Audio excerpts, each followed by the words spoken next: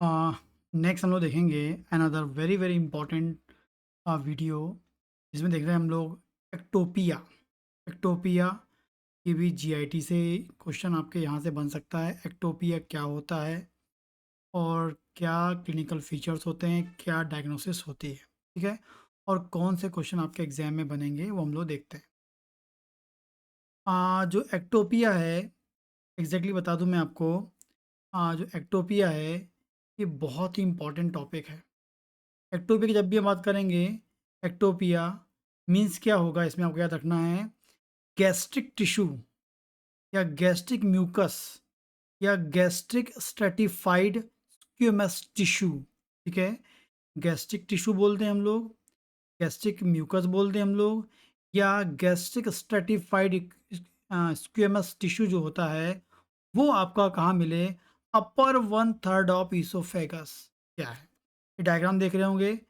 Diagram में आप देख रहे हैं कि ये डायग्राम में ये आपका स्टमक दिख रहा है और यहाँ देख पा रहे होंगे कि ये जो आपका गैस्ट्रिक म्यूकस है, ये जो गैस्ट्रिक म्यूकस है ये किसी कारण से या बाय बर्थ या किसी कारण से ईसोफेगस में चला जाता है या ईसोफेगस में मिलता है। यहाँ का जो आपका स्टमक का जो गैस्ट्रिक म्यूकोसा है वो कहाँ मिलता है हमें, ईसोफेगस में मिलता है, ठीक है। तो इस कंडीशन को हम बोलते हैं एक्टोपिया बोलते हैं। इसे हम क्या बोलते हैं, एक्टोपिया बोलते हैं। और एक और चीज़ बोलते हैं इनलेट पाउच, इनलेट पाउच, ठीक है। इनलेट पाउच भी बोलते हैं, दो बोलते हैं। आप एक्टोपिया बोल दें या इनलेट पाउच बोल दें। एक्टोपिया इनलेट पाउच का मतलब क्या है, जब आपका जो गैस्ट्रिक टिश्यू है या गैस्ट्रिक म्यूकोसा है या गैस्ट्रिक स्ट्रेटिफाइड स्क्वेमस टिश्यू जो है वो कहाँ मिले हमको, ईसोफेगस में मिलता है। वहाँ पर एक्टोपिक रूप से, एक्टोपिक मतलब नेचुरली वहाँ नहीं होता है, ठीक है। जैसे हम बोलते हैं ना एक्टोपिक प्रेगनेंसी की हम बात करते हैं। जनरली जो प्रेगनेंसी होती है वो आपके यूट्रस में होती है, लेकिन यूट्रस में ना होकर यदि वो फेलोपियन ट्यूब में हो जाए आपकी प्रेगनेंसी, वहाँ पर बेबी का डेवलपमेंट होने लगे तो हम एक्टोपिक बोलते हैं। वैसे ही गैस्ट्रिक म्यूकोसा वो गैस्ट्रिक स्टोमक में होना चाहिए, लेकिन वहाँ ना होकर वो आपको ईसोफेगस से मिलता है। ऐसी कोई क्लिनिकल कंडीशन मिलती है हम उसे बोलते हैं एक्टोपिया बोलते हैं या इनलेट पाउच बोलते हैं, ठीक है। ये इंपॉर्टेंटली आपको याद रखना है। इसके अलावा एक और क्लिनिकल कंडीशन यहीं पर अपन देख लें कि जो आपका ये एक और वर्ड होता है गैस्ट्रिक हेट्रोपिया। गैस्ट्रिक हेट्रोपिया, हेट्रोपिया HEETROPIA, ठीक है। गैस्ट्रिक हेट्रोपिया, ये गैस्ट्रिक हेट्रोपिया क्या होता है, गैस्ट्रिक हेट्रोपिया का मतलब क्या होता है, जब gastric mucosa, gastric mucosa, gastric tissue या गैस्ट्रिक स्ट्रेटिफाइड स्क्वेमस टिश्यू जो है वो आपको स्मॉल इंटेस्टाइन में मिले, टॉपिकली आपको कहाँ मिले, स्मॉल इंटेस्टाइन में मिले। हम इस कंडीशन को क्या बोलते हैं, गैस्ट्रिक हेट्रोपिया बोलते हैं, गैस्ट्रिक हेट्रोपिया, ठीक है।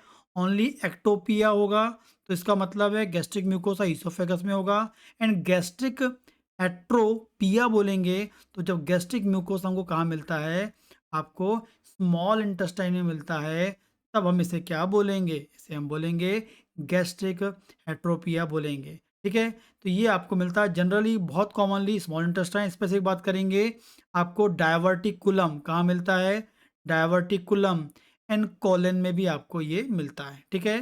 स्पेसिफिक स्मॉल इंटेस्टाइन की बात करें तो हम लोग कहाँ मिलेंगे, मैकल, मैकल डायवर्टिकुलम या इसमें आपको कोलन में आपको मिलेगा, ठीक है, याद रखना है। अब आगे हम बात कर, हमारा टॉपिक तो क्या है, एक्टोपिया है, ठीक है। तो हम लोग एक्टोपिया को आगे देखते हैं।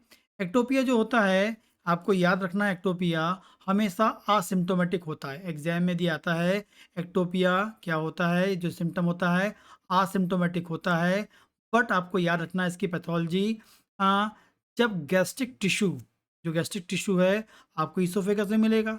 अब गैस्ट्रिक टिश्यू का काम क्या होता है, HCl का फॉर्मेशन करना। क्या रिलीज करता है वो, एसिड बनाता, मतलब HCl बनाता है। नॉर्मली वो HCl बनाता है, लेकिन जब वो एक्टोपिक या आपको एक्टोपिया मिलेगा, मतलब जो गैस्ट्रिक म्यूकोसा आपको इसोफेगस में होगा, तो इसोफेगस में क्या बनाएगा वो, आपको एसिड फॉर्म करेगा। जनरली इसोफेगस में कोई भी सिक्रीशन नहीं होता है, इससे पहले बता चुका हूँ मैंने। लेकिन यहाँ पर गैस्ट्रिक म्यूकोसा एक्टोपिकली कहाँ मिल रहा है हमको? ईसोफेगस में मिलता है। तो वो ईसोफेगस में एचसीएल, क्योंकि उसका फंक्शन क्या होता है? एचसीएल बनाना, तो वहाँ पर एचसीएल फॉर्म करेगा।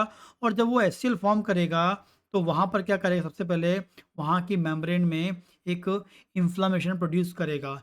इन्फ्लेमेशन प्रोड्यूस करेगा तो हमें क्या मिलेगा? डिस्फेजिया। पहला सिम्पटम को क्या मिलेगा इसमें? डिस्फेजिया मिलेगा। दूसरा क्या मिलेगा? ईसोफेजाइटिस। क्यों मिलेगा? ड्यू टू एचसीएल, क्योंकि जो एचसीएल निकलता है वो एचसीएल कंसंट्रेटेड होता है और उसको हमारे स्टमक की जो मेम्ब्रेन है वही टॉलरेट कर पाती हैं। और एचसीएल हमारे स्टमक की मेम्ब्रेन के अकॉर्डिंग होता है, उसको डैमेज नहीं कर पाता। लेकिन इसके अलावा और कहीं मिलेगा तो वो वहाँ की मेम्ब्रेन को डैमेज कर सकता है, इंजरी प्रोड्यूस कर सकता है, मीन्स वहाँ पर इन्फ्लेमेशन प्रोड्यूस कर दे तो गैस्ट्राइटिस हो जाएगा। इसके अलावा वहाँ पे कुछ ही हो सकता है, लगातार एसिड बनेगा तो वहाँ की जो म्यूकस मेम्ब्रेन है, सॉरी, वहाँ का जो आपका मेम्ब्रेन की जो लेयर होती है वो एक दूसरी मेम्ब्रेन में, कॉलुमनर एपिथेलियम में कन्वर्ट हो जाती है। और जिस कारण से आपको क्या मिलेगा? बैरेट ईसोफेगस मिलेगा। BARRETT, ठीक है, बैरेट ईसोफेगस आपको मिलेगा। एंड क्यों मिल रहा है वो भी? Due to HCL, due to acid. And last में रेयरली कभी कभी ये कन्वर्ट हो जाता है एडिनो कार्सिनोमा, मतलब कैंसर में कन्वर्ट हो जाता है। आपको याद रखना है, ठीक है। तो जब भी एक्टोपिया होगा तो असिम्प्टोमेटिक होता है, लेकिन आगे जाकर जब उसमें लगातार एसिड निकलता है तो एसिड के कारण वहाँ पर डिस्फेजिया, ईसोफेजाइटिस आपको मिलेगा। बैरेट ईसोफेगस मिल सकता है, ठीक है। बैरेट ईसोफेगस कब मिलेगा? जब वहाँ की आपकी जो एपिथेलियम है वो कन्वर्ट हो जाए काय में, कोलुमनर एपिथेलियम में कन्वर्ट होने लगे ड्यू टू एसिड कारण। एंड आगे जाकर कई बार एडिनो कार्सिनोमा मतलब कैंसर आपको मिल सकता है, ठीक है। तो ये आपको मिलता है काय में? एक्टोपिया में। इसके अलावा बात करते हैं, हमने अभी देखा था गैस्ट्रिक हेट्रोपिया। गैस्ट्रिक हेट्रोपिया में भी क्या होगा? ये जो यहाँ की यहाँ का लेयर यहाँ पर आ गई है तो यहाँ पर भी जनरली एसिड फॉर्म नहीं होता है। लेकिन इस गैस्ट्रिक म्यूकोसा यहाँ पर हमको मिल रही है, इस कारण से यहाँ पर भी एसिड फॉर्म होगा। और एसिड फॉर्म होने के कारण क्या होगा? जो आपकी स्मॉल इंटेस्टाइन की जो मेम्ब्रेन है वहाँ पर डैमेज हो जाएगा। डैमेज होगा तो वहाँ से आपका ब्लड लीक होगा और जिस कारण से आपको ऑकल्ट ब्लड आपको मिलेगा। ऑकल्ट ब्लड मतलब होता है जब आप स्टूल को या लैट्रिन को माइक्रोस्कोपिक एग्जामिन करते हैं और माइक्रोस्कोपिक एग्जामिन करने पर आपको क्या मिलता है? वहाँ पर ब्लड मिलता है, ऑकल्ट ब्लड मिलेगा, ठीक है।